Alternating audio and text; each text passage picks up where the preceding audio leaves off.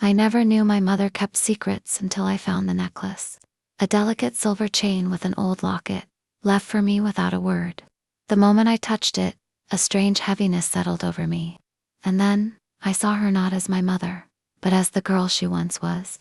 I received the box a week after the funeral. A small wooden container with scratches along the edges, its hinges slightly rusted from time. Inside, buried beneath a few old letters and a silk scarf, was a necklace, its pendant a simple oval-shaped locket. I had never seen my mother wear it. Holding it in my hands, I traced the delicate carvings along the edges of the locket. It felt cold, foreign, as if it had never belonged to her. I turned to my aunt, who had handed me the box. She didn't meet my eyes when she said, "Your mother wanted you to have it." That was all. No explanation, no history, just a simple statement before she left me alone with it. I didn't open the locket that night. Instead, I placed it on my nightstand, where it lay untouched for days. I wasn't ready to go through her things yet. The grief was still raw, like an open wound that refused to close. But then, one evening, when the loneliness in the house became too heavy, I reached for it. As soon as my fingers wrapped around the pendant, a strange sensation coursed through me, warm, fleeting, like a whisper against my skin. A heaviness settled in my chest, a quiet pressure that was neither painful nor comforting. And then I saw her. Not in a memory, not in a dream, this was something else. She was younger, maybe in her 20s, wearing a faded dress with small floral patterns. Her hands, rough from work, folded a few crumpled bills into a tin box. Her lips moved, but I couldn't hear what she was saying. The room around her was dimly lit, a single candle flickering beside her. She looked exhausted, then, as quickly as the vision had appeared, it vanished. The necklace fell from my hand, clattering onto the wooden floor. My breath came in short gasps. Had I imagined it? I stayed up that night, staring at the ceiling, the locket still lying untouched on the floor. I told myself I wouldn't pick it up again. But I knew I was lying. I picked up the necklace the next morning. Despite my initial hesitation, I couldn't ignore what had happened. It felt too real, too vivid to be just a trick of the mind. I turned the locket over in my hands, my fingers searching for an opening. After a few moments, I found it, a tiny clasp on the side. With a soft click, it opened. Inside was a faded photograph. A young woman, my mother, smiling softly, holding the hand of a little girl. Not me, a different child. The realization sent a chill down my spine. I hadn't known my mother had another child. I shut the locket and held it tightly, my pulse quickening. There had to be an explanation. My mother had never spoken of a sister, never mentioned another daughter. A part of me wanted to ask my aunt, to demand answers. But another part of me knew whatever secrets were hidden inside this locket, I wasn't meant to learn them from someone else. I was meant to see them.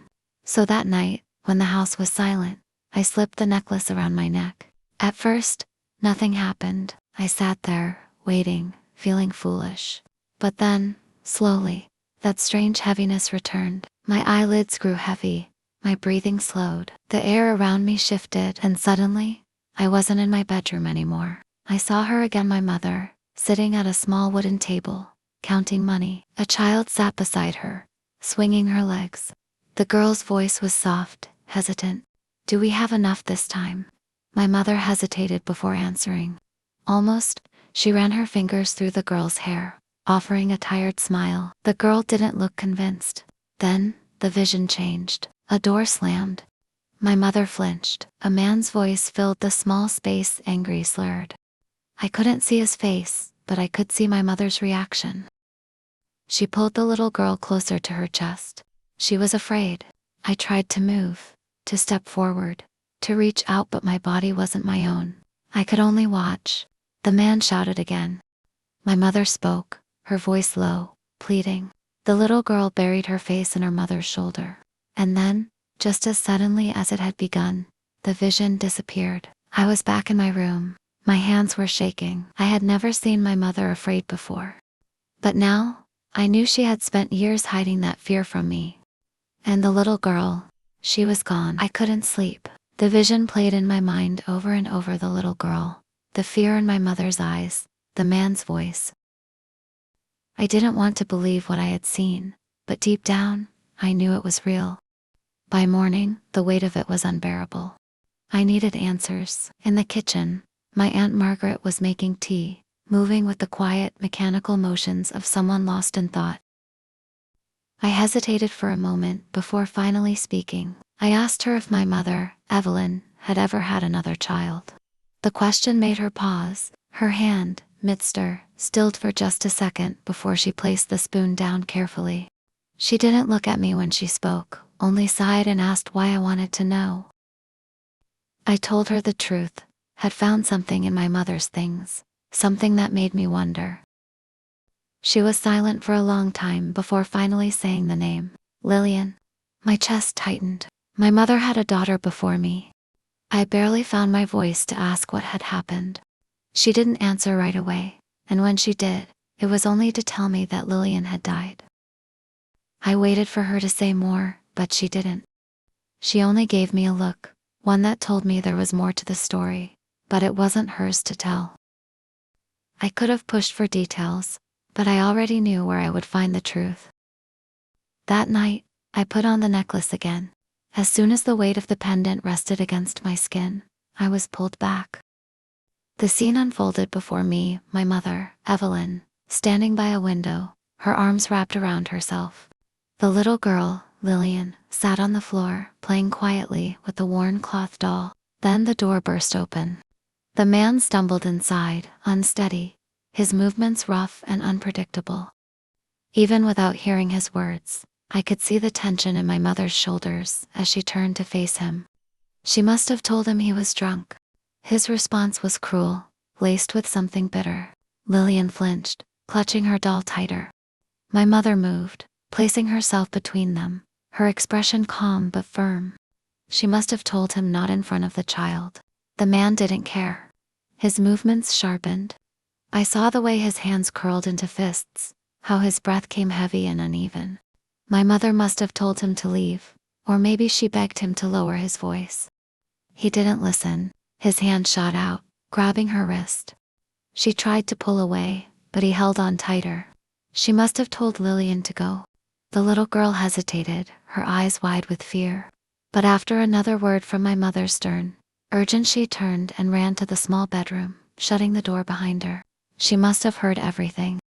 The shouting, the crash of something breaking, the muffled sounds of struggle. And then the door creaked open. My mother stood there, her breathing unsteady. She knelt down beside Lillian, running a trembling hand over her hair. She must have told her they had to leave. Lillian nodded. I watched as my mother pulled out a small bag from beneath the bed, one that must have been packed for a long time. She grabbed Lillian's hand, pulling her towards the door. They almost made it. Almost. A shadow loomed behind them. The man was there, his chest rising and falling heavily. I saw the anger in his eyes, the twisted sneer on his face. He must have said something cruel, something that made my mother pull Lillian behind her. Then he moved. I didn't see the exact moment it happened. Just a blur of motion, a struggle, a desperate push, then a sickening crack as the man's head hit the corner of the wooden table. He didn't move again. My mother stood frozen. Lillian must have said her name, voice trembling, but she didn't answer right away. She just stared at the unmoving body on the floor, the growing pool of red beneath him. Then another sound. Footsteps outside. A neighbor, maybe, coming to check on the noise. My mother turned sharply to Lillian, her eyes wide with panic. She must have told her to run. Lillian must have refused at first. I could almost hear my mother's voice, frantic, desperate, telling her that she couldn't stay, that if anyone found them, she would be taken away. And if she was taken, who would take care of Lillian? The little girl must have sobbed, clinging to her mother's dress. My mother must have kissed her forehead one last time. And then, with a final whisper, pleading, commanding, she told Lillian to go. Lillian hesitated, just for a moment. Then, with one last look, she turned and ran. My mother watched her disappear, and then, the vision blurred. When it cleared, years had passed.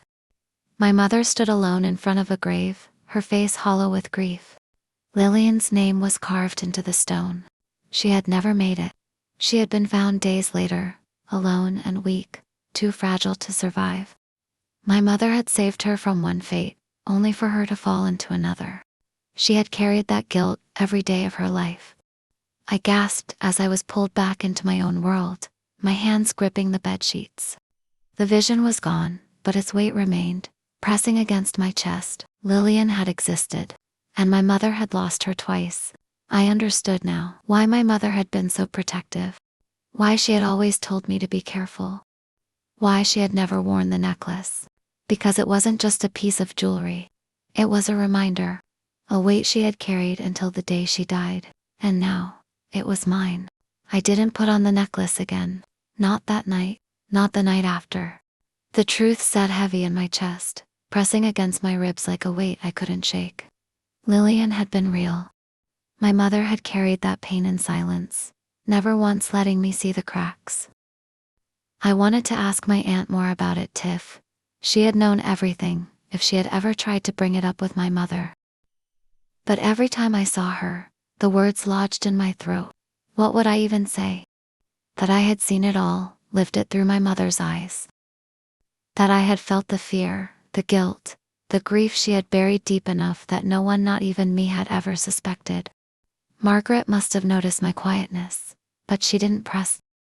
Maybe she assumed I was still grieving, and in a way, I was. But I wasn't just mourning my mother.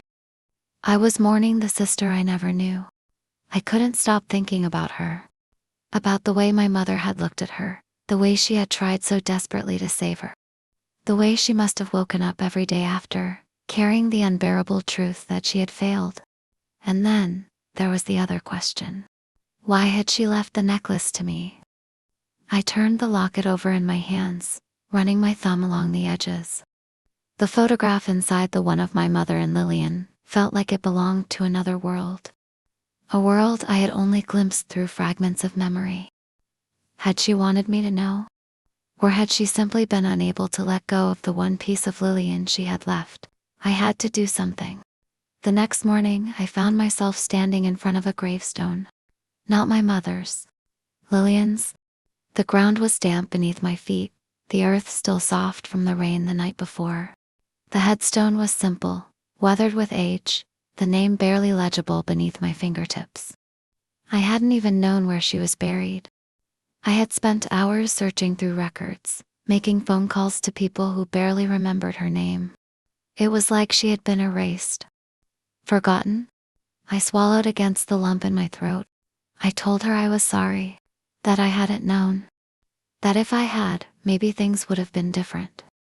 That maybe my mother wouldn't have had to bear it alone. I told her that our mother had loved her. That she had never stopped loving her, not for a single moment. And then, finally, I placed the necklace down on the grave. I didn't know if it was the right thing to do. But it felt right. I stood there for a long time before finally turning away. I didn't tell my aunt what I had done.